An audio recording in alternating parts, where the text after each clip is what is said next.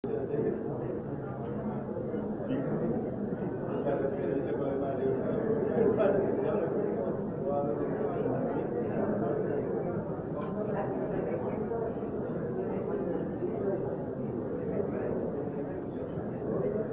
buenas tardes. Muchas gracias por estar acá en este ciclo el primer ciclo de conferencias que hemos llamado Hacia la Revolución Científica y Tecnológica 4.0. La idea de este ciclo, que en realidad es un pedido del gobernador, es exponer con distintos pensadores los problemas a los que se enfrenta nuestra sociedad acá en San Luis, en la Argentina y en el mundo, debido a los cambios tan vertiginosos que vivimos. Solo a modo de ejemplo, tienen que pensar que hemos pasado desde una primera revolución industrial allá al siglo XVII, siglo XVIII, donde usamos la primera producción de energía a vapor, a la segunda revolución industrial, que fue el uso de energía y el trabajo en serio. De ahí pasamos en la década del 70 más o menos a la tercera revolución industrial, que tuvo a la informática como un eje, con la construcción de robots en muchas líneas de montaje que tenían un trabajo muy especializado. Hoy Europa habla de la cuarta revolución industrial. Ellos con un sentido muy concreto, porque están perdiendo competitividad frente a China y otros países que tienen un costo de mano de obra muchísimo menor. Pretenden para el año 2020 aumentar a un 20% el impacto de la manufactura en el Producto Bruto Europeo. Esto requiere necesariamente mejorar la producción de manufactura a otro nivel, entendiendo que el consumo, es decir, no todos nosotros, cada vez requerimos productos más personalizados. Esto inmediatamente se refleja en la manera en que se van a diseñar estas plantas. Estas plantas van a tener una gran cantidad de software que va a permitir pasar de una cadena una planta que hoy produce 1 millón de productos iguales a una planta que va a producir 1 millón de cientos de productos distintos. Esto quiere decir que la línea de producción va a tener que cambiar, la línea de distribución va a tener que cambiar, la forma en que se acerca el conocimiento de esa planta a las necesidades de los clientes. Esto acá está el Big Data, o el análisis de grandes volúmenes de información para saber qué tienen los clientes. Esto está en la nube. Los robots ahora no alcanzan con un robot que haga siempre lo mismo. Los nuevos robots, los que se están por hacer, necesitan robots que puedan hablar con la nube, hablar con el resto de los robots de una misma planta y hablar con los robots de las plantas donde se van a producir partes de esas líneas. Esto, otra vez, una parte será la parte de la ingeniería, una parte importante del software. Esto es solo un ejemplo que Europa lo está pensando para 10 años, tal vez 15. Estas plantas van a empezar seguramente en las líneas más importantes, como la que ya tiene BM en China, que en una misma línea de producción produce 3 modelos de autos. Y esto se va a extender el resto de la industria. Nosotros, al sur del Cono Sur, tenemos que ser conscientes de estos cambios. Muchos de estos procesos van a ser beneficiosos para el mundo, para la Argentina y para San Luis en particular. Y algunos de estos procesos tienen riesgos, de los cuales tenemos que ser conscientes para prepararnos, tener leyes, tomar las decisiones de mitigación que correspondan. Este ciclo empieza con posiblemente la persona que más sabe de calentamiento global en Argentina, el doctor Vicente Barros, hasta hace muy poquito miembro del panel intergubernamental de las Naciones Unidas. El medio ambiente es una de las variables que estas plantas de este futuro tienen que tener en cuenta. No se puede pensar que vamos a tener un progreso sin considerar lo que está pasando en el planeta. Por eso quisimos que Vicente fuera el primero de esta serie de conferencias que van a durar mucho tiempo. Este mes vamos a tener 3, el próximo mes 3 y 3 el siguiente. Entre los otros conferencistas que van a estar Grobo Covatel, hablando de la energía en el agro, científicos como Hugo Levato hablando del uso de la tecnología en la astronomía por el tema del análisis de los grandes datos de información. Queremos que a San Luis venga Gabrielito, la máquina Watson, que es de 9DM, que tiene un pequeño robot que contesta en lenguaje natural. Queremos que lo traigan. Lamentablemente se accidentó la semana pasada y se mandó a Estados Unidos para arreglarlo. Y queremos que todas estas charlas sirvan para que los pensadores que invitamos nos ayuden a pensar qué tenemos que hacer en San Luis y cómo prepararnos para este futuro tan vertiginoso. Bueno, muchas gracias y nos dejo con Vicente.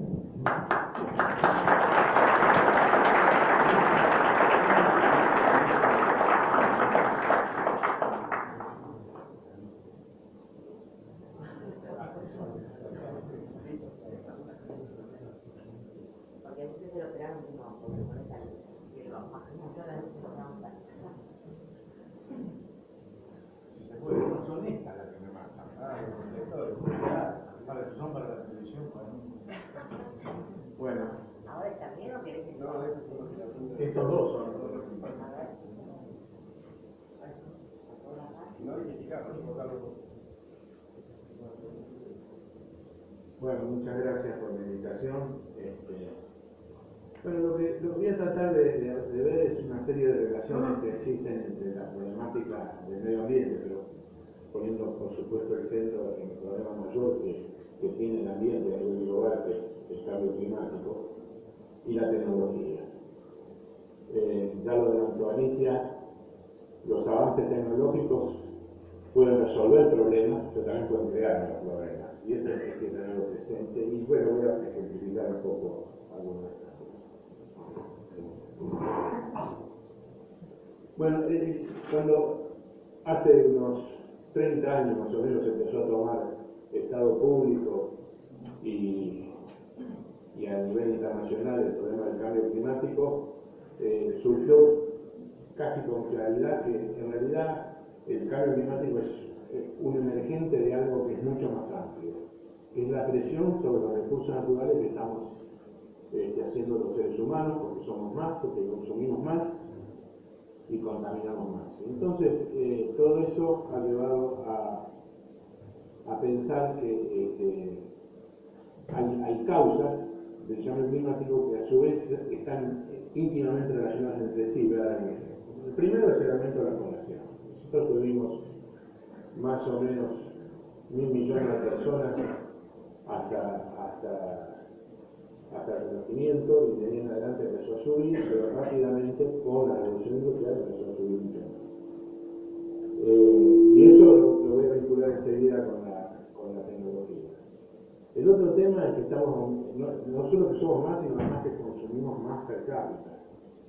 Consumo que muchas veces es imposible no pensar que es legítimo, ¿no? Si pensamos que hay gente que no tiene electricidad en el mundo, y mucha, posiblemente más de 1.000 millones, es lógico que acceda a la electricidad, y esa electricidad es sola con energía, que a su vez en muchos casos con petróleo, etc. Así que, y por supuesto está el consumismo, pero todo el consumismo lo define cada uno de acuerdo a su nivel.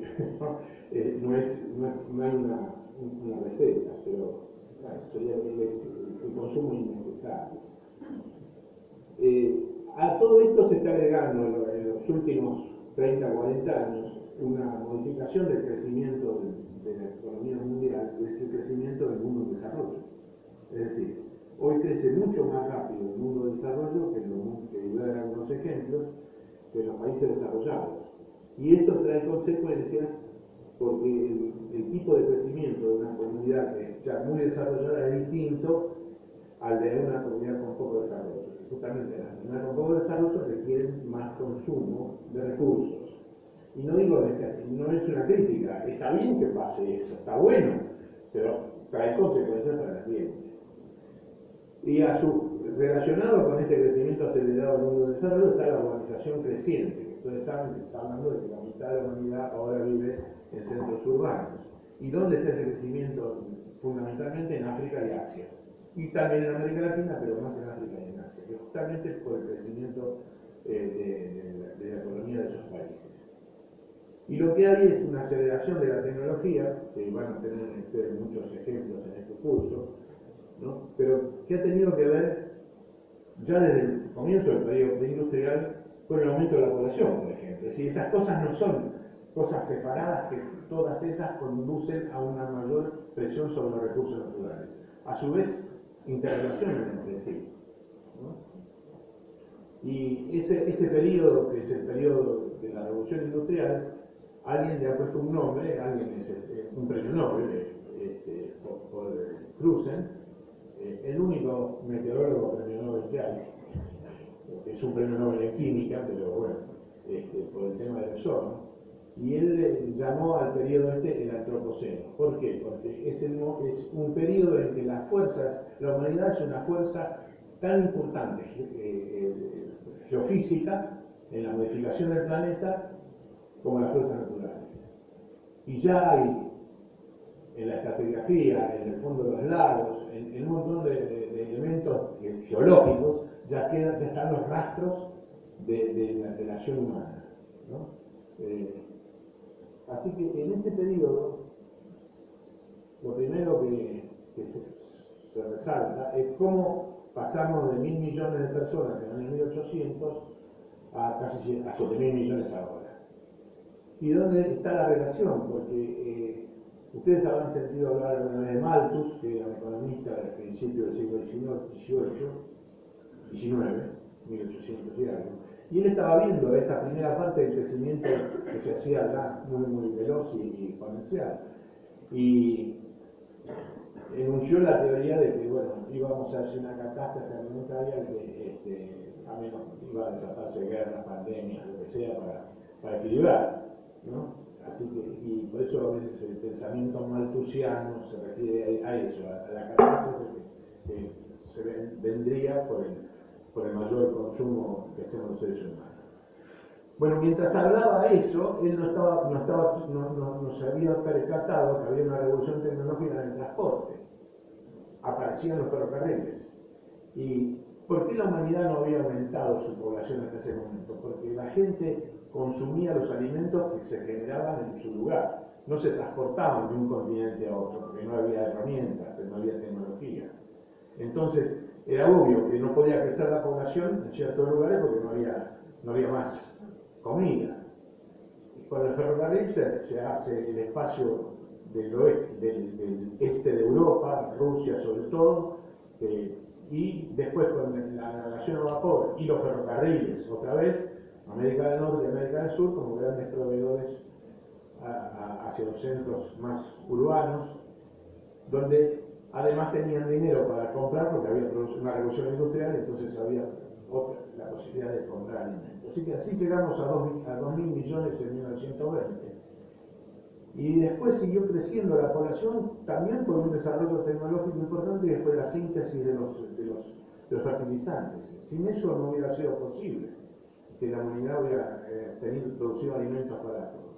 Y finalmente después entramos en una última etapa que fue el desarrollo de la genética y antes de la genética no la de los transgénicos, sino ya la genética en sí, y que la famosa Revolución Verde, que fue más o menos en la década de 60, 70, que casi eliminó el hambre, no digo la eliminó totalmente, pero redujo sensiblemente el hambre que había en muchas regiones de Asia. Así que ustedes ven que la tecnología ya jugó un papel fundamental en que podemos llegar a 7.000 millones. Es positivo y es negativo, porque esos 7.000 millones ahora consumen minerales, consumen otras cosas y consumen el clima también, ¿no? Así que, ahora, el corazón del antropoceno es la energía barata.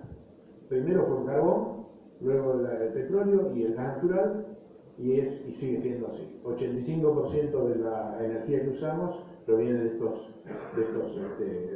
estos hidrocarburos y del carbón.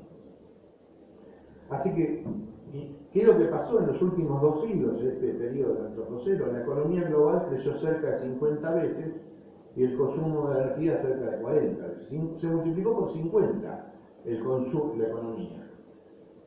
Y yo no sé si lo mencioné el otro día que estuve acá, pero uno de los contactos que me suele mandar Alicia de ideas interesantes, hay un bloguero inglés que es muy interesante. Y él decía, ¿cuánto costaba 6 horas de luz en Inglaterra a un obrero? Al obrero, el sueldo con el sueldo de un obrero medio, en 1800.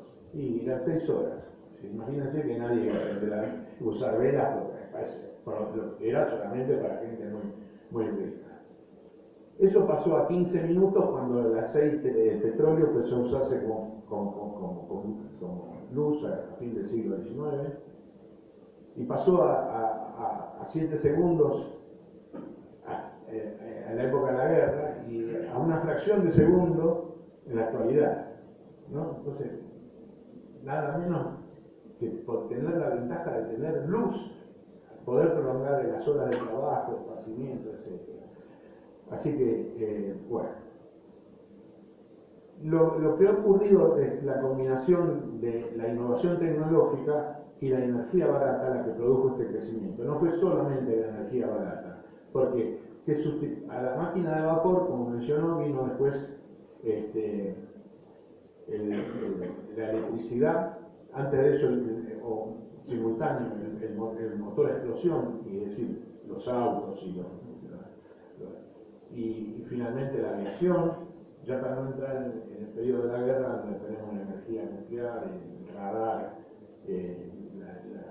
bueno, lo que tenemos ahora, la información satelital, el sistema satelital que nos permite tener internet y todas estas cosas, ¿no? Así que, pero siempre hay que tener presente que el mundo se mueve con energía, hasta menos hasta ahora, ¿no? Y toda esta energía viene de estos hidrocarburos que son contaminantes porque al quemarlos liberan dióxido de carbono y ese es el problema que tenemos. Básico. Bueno, la misma gente que habla hay toda una comunidad que habla ya del antropoceno, los mismos autores hablan de la gran aceleración, es decir, todo este proceso se acelera a partir de la guerra, y ahí otra vez tiene que ver la tecnología. La población se duplicó desde la Segunda Guerra Mundial en adelante, se duplicó en solo 50 años, y la urbanización ya ahora llega, como dije, al 50%. El Producto Bruto Global, real porque está medido por los bienes, no por las monedas, aumentó 15 veces, es decir, se multiplicó por 15, el número de automóviles por cerca de 20, el consumo de petróleo se triplicó y las emisiones en consecuencia de CO2 se multiplicaron por 4. Bueno, ¿qué pasó con la Segunda Guerra Mundial? La Segunda Guerra Mundial forzó una innovación en la forma en que se relacionaba la industria, el gobierno y la ciencia, o la academia. No es que no existieran relaciones anteriores, sino que se llevó a un nivel muy importante. Y eso trajo resultados importantísimos, porque se empezó a producir una explosión de conocimiento al disponerse de fondos para la investigación y el desarrollo científico. Esto produjo una cantidad enorme de conocimiento, hasta el punto que, por ejemplo, ha tenido influencia en cómo se ha ido evolucionando la economía de algunos países. Por ejemplo, Estados Unidos. Estados Unidos, hay economistas, es una cosa difícil de medir, pero que estiman que la mitad del crecimiento desde la Segunda Guerra Mundial hasta acá se debió a la innovación tecnológica. Y es una cosa, una reflexión que muchas veces la gente dice, ¿cómo puede ser que Estados Unidos la gente no ahorra? No ahorra. El americano típico gasta mucho más que lo que gana, se endeuda, ¿no? ¿Cómo puede ser que eso crezca? Como creció la economía, sigue manteniendo una economía dinámica. Bueno, un poco porque vienen capitales de afuera, eso sí. Pero la otra razón es que hoy el crecimiento no proviene de la inversión bruta, es decir, el ahorro, viene de la innovación tecnológica. Cuando un señor en un garaje crea una empresa como Microsoft, la riqueza que generó eso es enorme. Y eso no fue producto del ahorro, fue producto de la innovación tecnológica. Entonces Estados Unidos tiene un crecimiento tan explosivo porque tiene una innovación tecnológica apoyada en una universidad y que tiene 200 años de excelencia, porque la ciencia tampoco se improvisa y otro país que tiene una situación bastante parecida es Inglaterra, es decir, el Reino Unido, porque ellos también están creciendo mucho más en los productos de innovación tecnológica que en otros aspectos. Así que esta gran aceleración tuvo que ver con la tecnología. Ahora, esta aceleración se ve acá en este gráfico tomado de un trabajo de Paul Russell. Bueno, una figura es la población urbana, y ustedes ven que creció rápidamente desde 1950. El uso del agua, esto es a nivel global. El Producto Bruto Global del cual ya hablamos, el consumo de fertilizantes, el turismo internacional, el consumo de papel.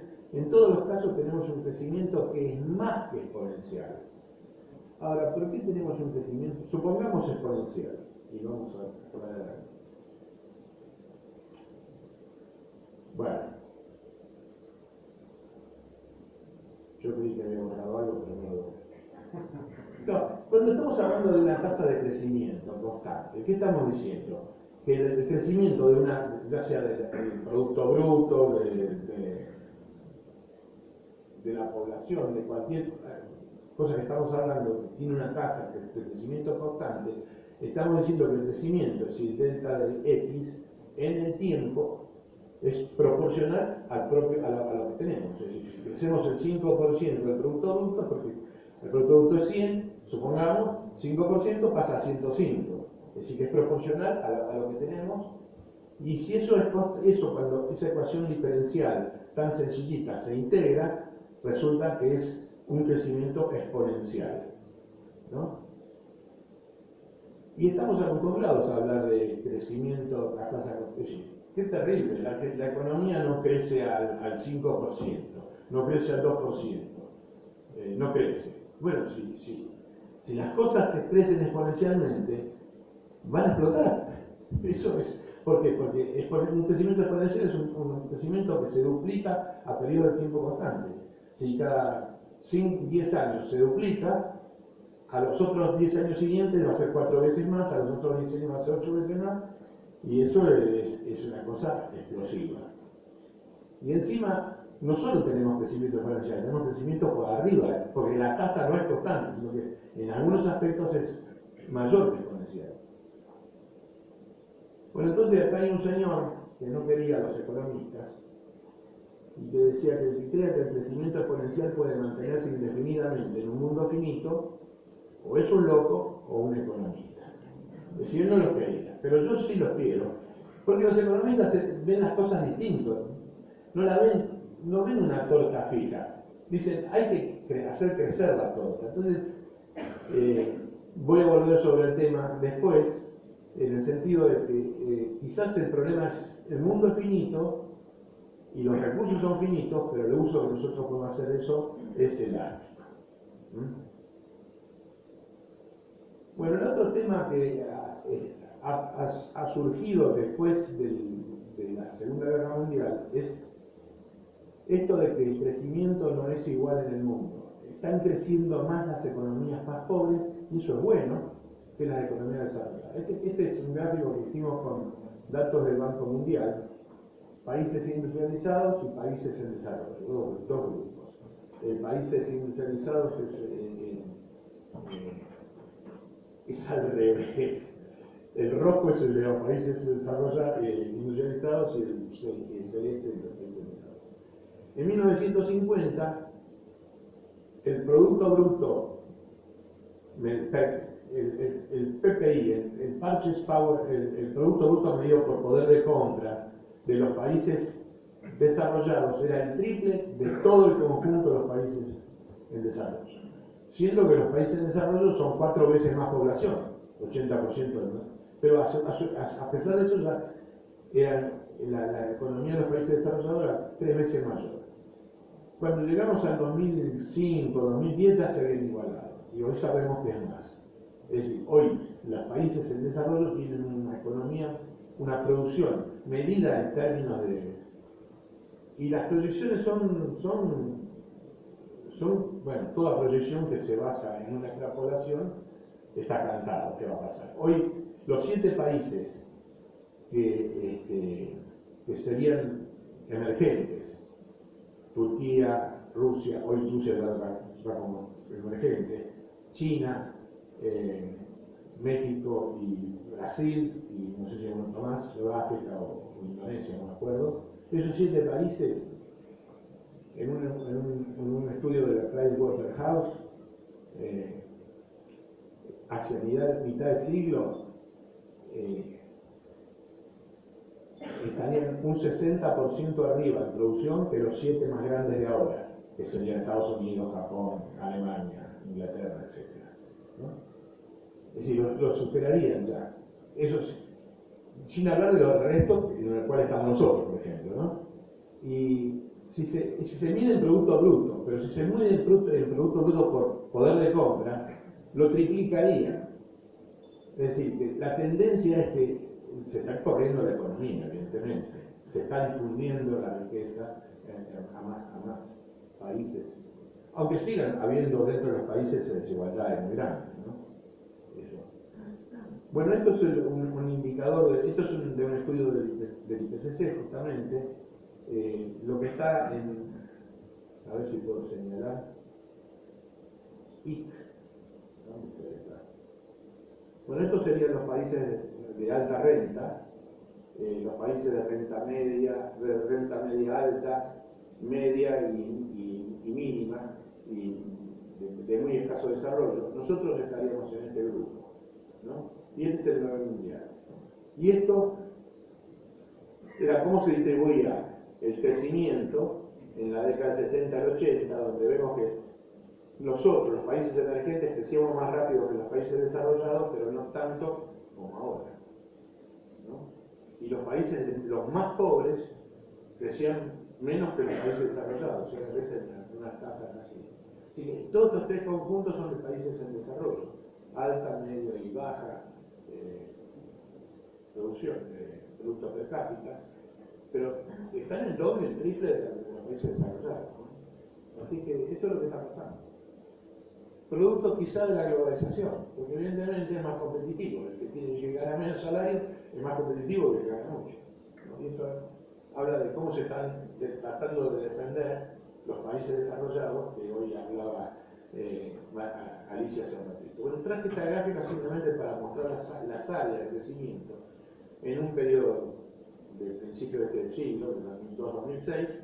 Asia creció un 29%, Latinoamérica 12%, África 17% y Medio Oriente 16%, ¿no? Y en todos los casos, bueno, acá están en 2 grupos, de alto income y bajo ingreso, y los dos son mucho mayores en ingresos que los países, pero es casi repetitivo.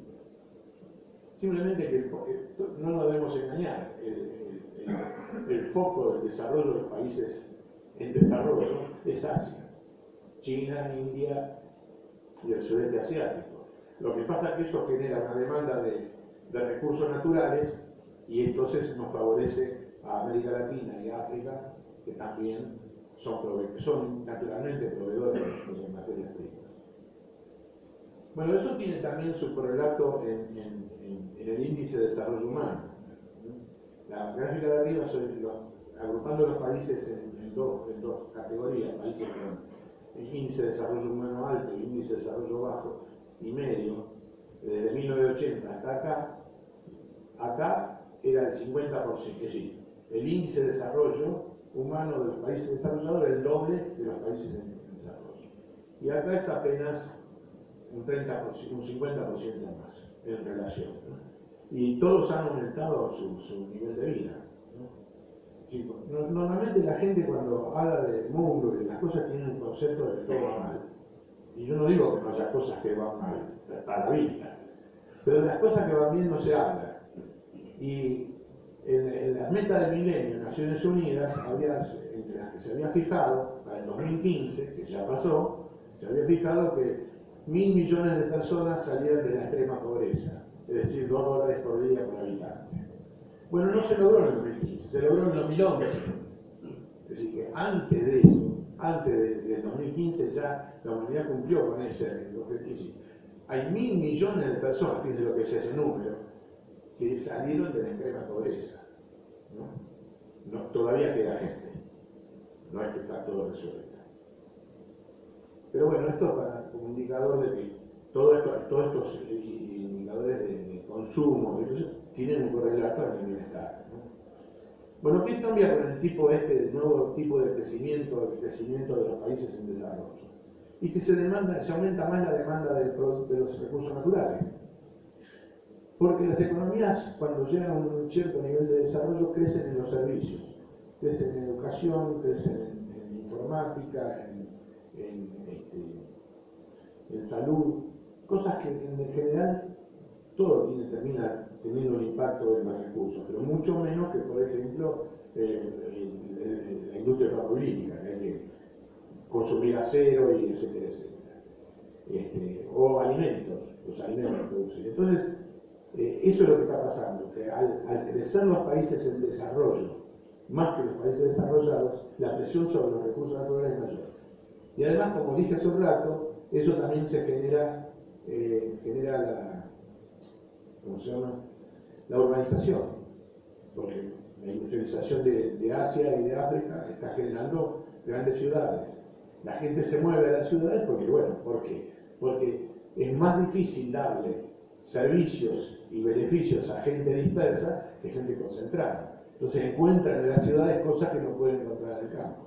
Entonces, a pesar entonces de todo, no es que intencionalmente los países y los gobiernos han tratado de urbanizar, al contrario, China incluso está tratando de parar esa ola de inmigración hacia las ciudades, pero es imposible, porque la gente quiere vivir mejor, ¿no? Entonces eso también trae otro problema, porque cuando una persona vive en el campo y vive aislada, no necesita consumir energía de transporte, en fin, de todas las cosas que hay que llevarle a la ciudad. Así que ahí hay otro problema que está relacionado con esto anterior, ¿no? Bueno, ¿cómo se puso esto en términos esta es una figura trilingüe? Está algo mío en castellano, está de donde la copié, que son los brasileños, y ellos lo copiaron de un alemán. Entonces, ustedes ven que ahí están todos los idiomas, o todos 3 idiomas.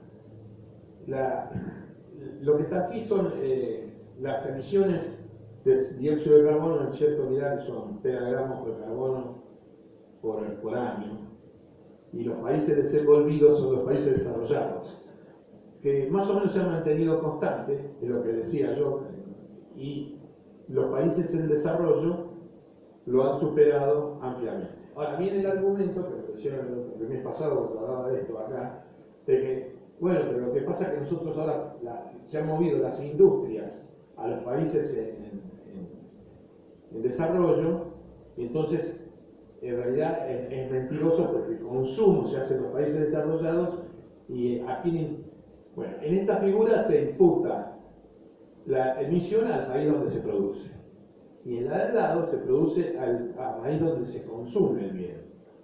Entonces cuando hacemos eso hay una diferencia. Acá ha habido un cierto aumento en los países desarrollados, pero igual los países en desarrollo lo están alcanzando.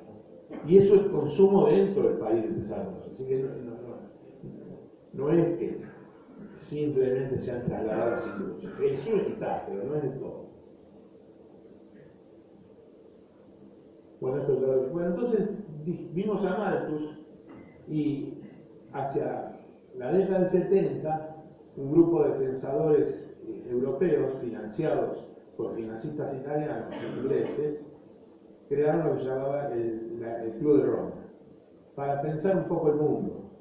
Y han escrito un libro que se llama Los límites del crecimiento, fue el primer libro que sacaron, y lo sacaron justo cuando había una crisis, la primera crisis que hubo del petróleo en el año 73, que fue una crisis de origen político, ¿no? Por las guerras que hubo en el Medio Oriente.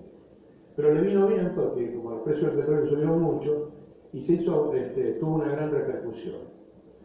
Ellos desarrollaron un modelo económico y de los recursos del mundo que les permitió decir que no hay para todos.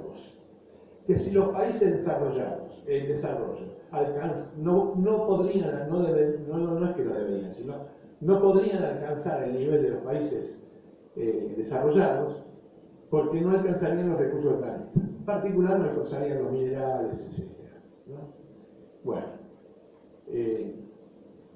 una de las tesis es que los minerales iban a escasear, pero resulta que entre medio otra vez como a mal, la tecnología le empieza a meter ruido y aparecieron los procesos de miniaturización en muchas actividades, aparecieron nuevos materiales y finalmente la minería se empezó a desarrollar a cielo abierto, que ya no se va solo sobre las vetas. Todo eso hizo que los minerales bajaran de precio hasta que recientemente, por la demanda de China y de Asia, volvieron a subir un poco.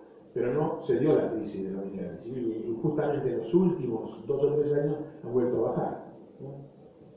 Entonces esto es que los recursos son finitos, pero no es cierto lo que dice el Club de Roma, por lo que decía, no sé si siguen con la misma. Hay una filial del Club de Roma en la Argentina, no sé quién está ahí, pero hay gente, porque lo ha reactivado. Con este asunto del cambio climático se reactivó de vuelta, ¿no?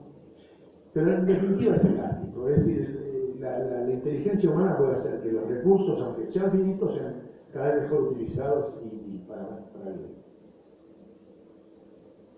Bueno, por ahora, ¿qué tenemos? Una demanda sobre los recursos naturales y hay ciertos signos de agotamiento. Antes de que se apareciera el petróleo, que se llama el shale petróleo, el petróleo de los esquistos, el petróleo convencional estaba los recursos estaban en disminución, el clima con el cambio climático estaba agotándose, por decir así, y el agua dulce en muchas regiones del mundo es un problema porque crece la demanda y además el propio clima no es favorable. Estamos hablando de la zona del sur del Sahara, y que es el Sahel, y gran parte del Medio Oriente, y para no también hablar de parte de México y del sudeste de Estados Unidos, pero en general no es como la pintan algunos de que el agua va a valer más que el oro. Eso no es cierto, no, absolutamente falso. El agua no va a faltar en la mayor parte del planeta, pero en algunos lugares va a haber una crisis. Y quizás se está viviendo eso, ¿no? ¿Qué ha pasado para que estemos con signos de agotamiento, ya sea en el clima, en el agua, en algunos otros aspectos como cierta pérdida de biodiversidad, etcétera? Siempre la tecnología estuvo como adelante de la demanda, y en los últimos, diría yo, 50, 60 años, la demanda de recursos naturales fue más rápida que la tecnología. Si la tecnología no pudo resolver el tema.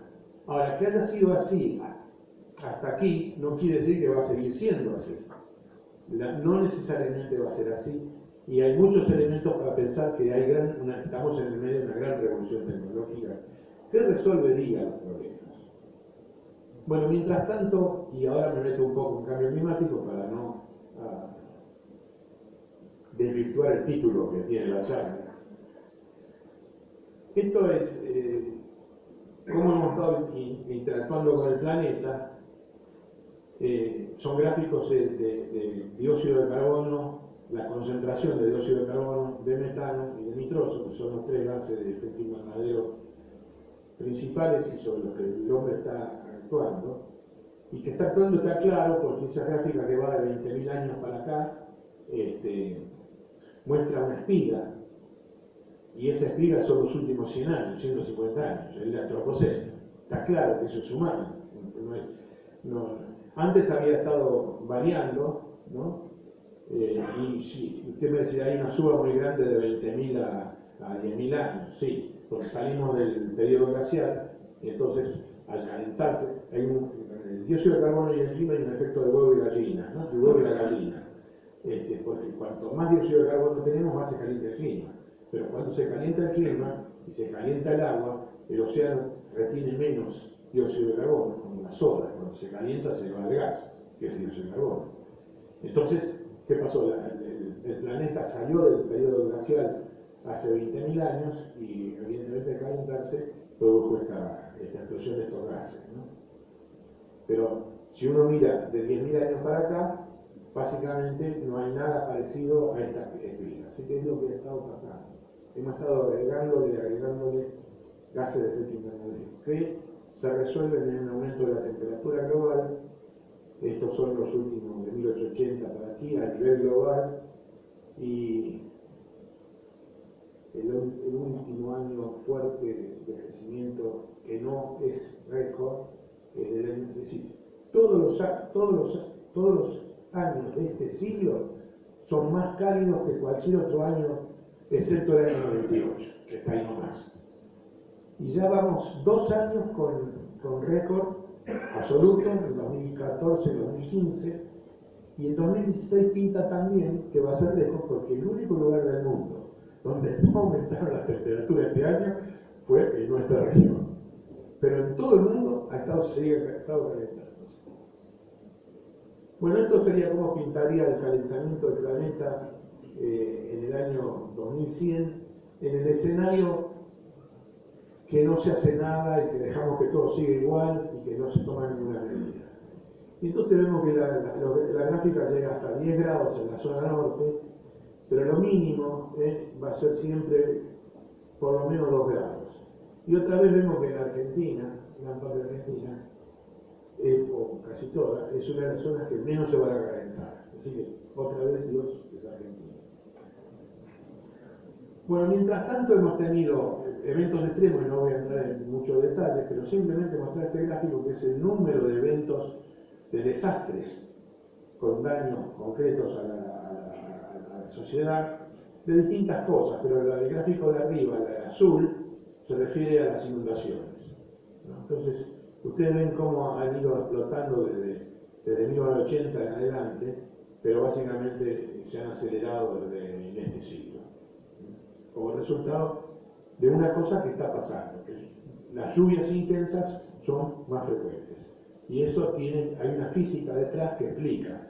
Antes de que esto ocurriera, como tantas otras cosas, la ciencia se adelantó y lo pronosticó. Y de hecho se está ocurriendo. Bueno, no sé si me detengo un poco en esto. Esto es para mostrar uno de los peligros de todo este cambio que estamos introduciendo. El panel de arriba es un determinado forzamiento de un sistema, en particular el sistema climático que estamos hablando, que tiene un nivel que en un momento dado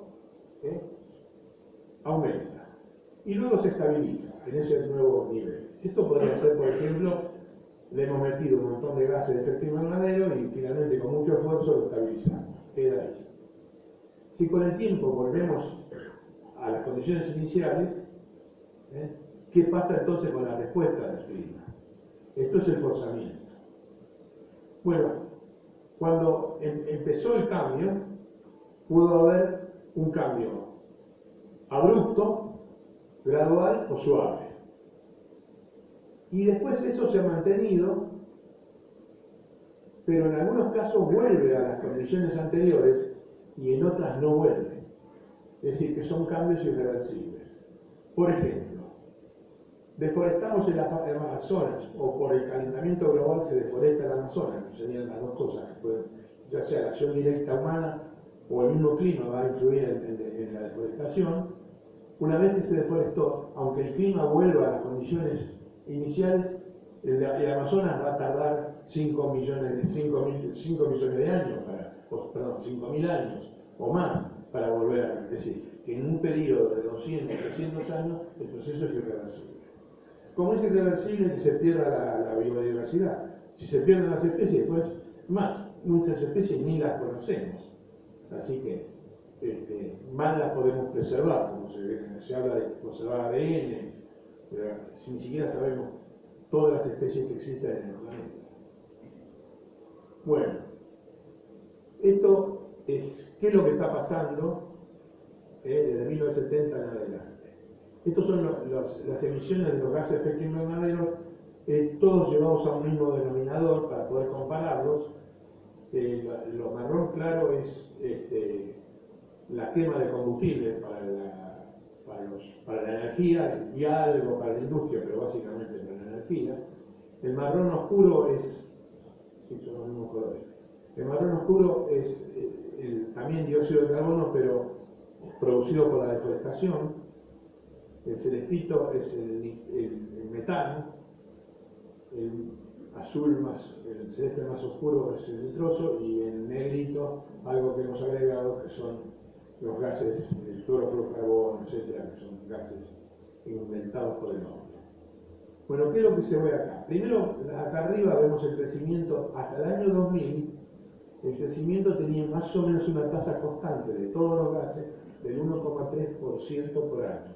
Esa es la tasa de crecimiento. Después estamos en 2,2. Quiere decir que no tenemos un crecimiento exponencial, tenemos algo que es peor que el exponencial. Peor. Eso es primero. La otra cosa que nos dice esto, que cuál es el gas más importante, el dióxido de carbono. Pero además es el que está creciendo más, ¿no? Porque teníamos en 1970 representaba el 55% de las emisiones y ahora representa el 65%. Mientras que los otros gases, bueno, eso en lo que es solamente quema de combustible, ¿no? Si sumamos la deforestación, estamos en el 76%.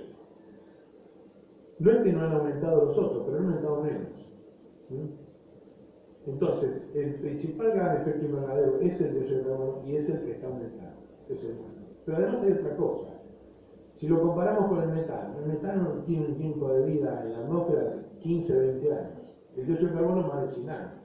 Entonces, el metano que se emitió hace 50 años no está más. Pero el dióxido de carbono que se emitió hace 100 años todavía está casi todo. Entonces, eso viene a esta figura, que es que la temperatura del planeta responde a las emisiones acumuladas de dióxido de carbono. ¿Por qué? Porque es el principal gas, y porque el otro que cuenta, bueno, vuelvo para atrás. El otro sería el nitroso, pero el nitroso es muy poco. El nitroso dura mucho, como dura el dióxido de carbono, pero es muy poco. Y el metano dura poco. Así que en realidad la temperatura del planeta va a estar gobernada por el dióxido de carbono emitido, acumulado desde el principio del periodo industrial. Este es el gran hallazgo del último informe del IPCC. Poder relacionar las emisiones acumuladas con la temperatura global. Entonces, si uno dice, yo quiero que el planeta no se caliente más de 2 grados, yo sé que tengo que estar por acá, más o menos. La curva, el rosado da todas las posibles incertezas. Pero estaríamos donde están las elipses, ¿no? Entonces estaríamos en 2900 gigatoneladas de carbono acumulado. Y hoy estamos en 1900. Esto fue muy positivo, porque le dio a los políticos una herramienta. Miren, señores, tenemos un budget, un presupuesto de carbono emitido. Y si queremos un nivel de temperatura, tenemos que no superar en el futuro las emisiones hasta una cierta cantidad.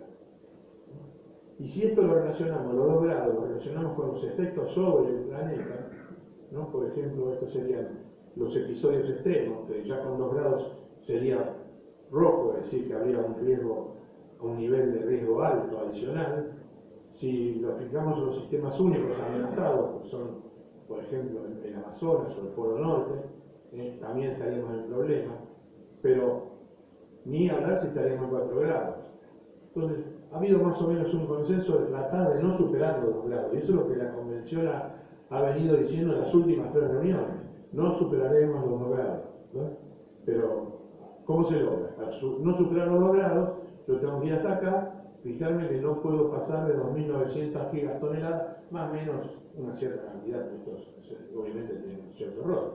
Y ya tenemos 1.900 gastados, ¿no? Entonces quiere decir que nos quedan 1.000. De los 2.900, que es el presupuesto para no superar los 2 grados, nos quedan 1.000. Y eso va a ser problemático, porque las propuestas que hicieron los países en la última convención del clima, en París, hace poquito, que ustedes habrán visto en los diarios, no alcanzan. Dan para 3 grados por lo menos. Y eso con emisiones hasta 2030, no más allá, ¿no? Así que, bueno. Ahora, ¿quiénes son? Y este es otro problema que complica. ¿Quiénes son los que emiten ahora?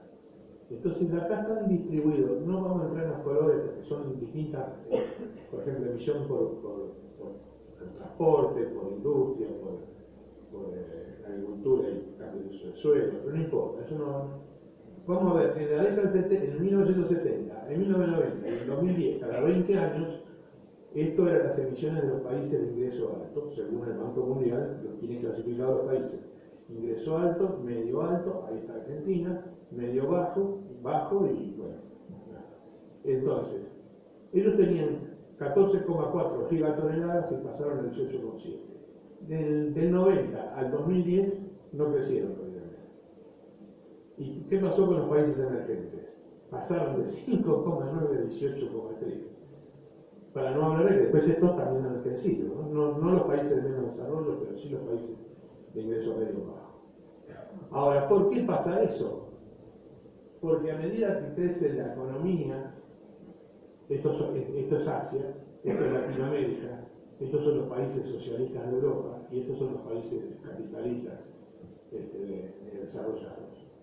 Acá vemos que lo que está abajo es el Producto Bruto Per Cápita, en miles de millones de dólares en el año 2005, y esta es la energía primaria per cápita de estas sociedades. Entonces, ¿qué pasa?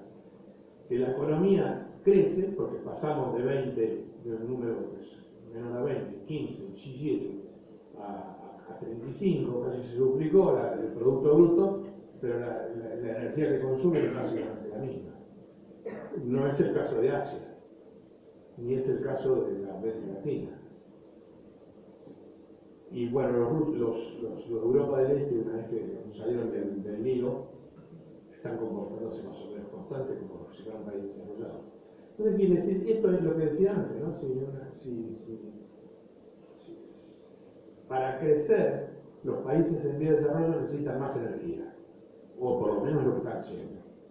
Entonces, si además son los que están creciendo las emisiones, es donde hay que poner el acento. Y es lógico que te digan, no vamos a hacer eso, porque nosotros necesitamos energía para crecer, ¿no? De que estamos metidos en un gran problema, más allá de lo que se resuelve, las convenciones, lo que se firma, la práctica está indicando, ninguno de los países en desarrollo está pensando en disminuir su crecimiento, no. Y el crecimiento implica, a menos que haya una revolución tecnológica, implica emisiones. Bueno, el ejemplo paradigmático es qué pasó con Estados Unidos y China. Estados Unidos tenía este nivel de emisiones y fue un pico en el 2005 y de ahí bajó, en parte por el shale petróleo. El shale gas, no el petróleo, porque el gas emite menos que el petróleo. Y China, bueno, ya hoy emite más que Estados Unidos, ¿no? Emite el 24% de las emisiones del mundo son de China, el 16% de Estados Unidos y los dos juntos hacen el 40%. No hay solución sin ellos y son los más remisos para tomar sus compromisos, ¿no?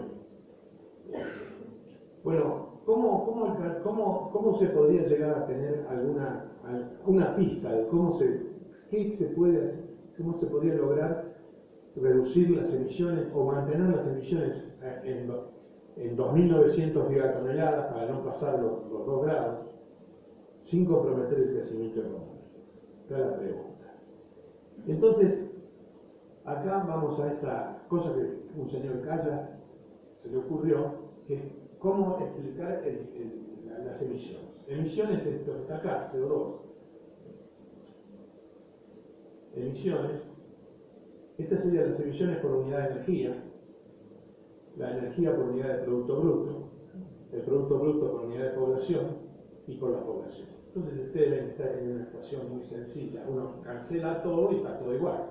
Es decir, la energía se cancela, porque está abajo y arriba, lo mismo y lo mismo. Pero me permite ver estas cuatro cosas. Y estas cuatro cosas están mostradas en los cambios en las décadas, por la década del 70, la del 80, la del 90, el 2000, y cada color representa una de estas cosas. Por ejemplo, el PBI por población, es decir, la riqueza, es esto azul, ¿no?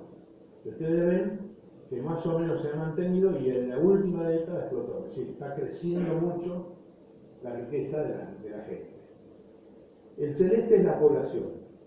Y la población se ha mantenido, sí, ha crecido. ¿Sí? Estos son cómo influye no el crecimiento de esto, sino el crecimiento, esta componente, ¿no? El PBI por población y ahora sería la población. Y por otro lado tenemos la energía por unidad de PBI, que es negativa, es decir, ha ido reduciendo las emisiones. Y bastante, hay una tendencia, bueno, en la última década no tanto, pero hubo bastante. Y después está finalmente las emisiones de CO2 por energía.